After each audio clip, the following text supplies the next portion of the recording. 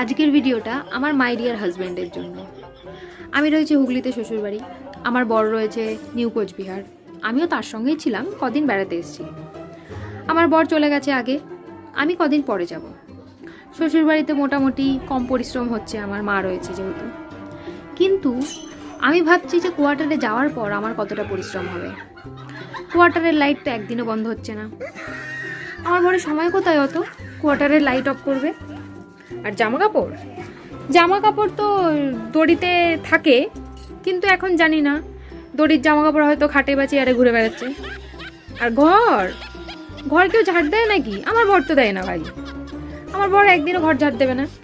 এখানে যতটা না পরিশ্রম হচ্ছে আমার, তার থেকে বেশি চিন্তা হচ্ছে যে কি জানি ঘরের অবস্থা কি রয়েছে। তারপরে আবার ভিডিও কল করেও বেশি কিছু জিজ্ঞাসা করা যাচ্ছে না, তার মেজাজটাও শুনতে হচ্ছে।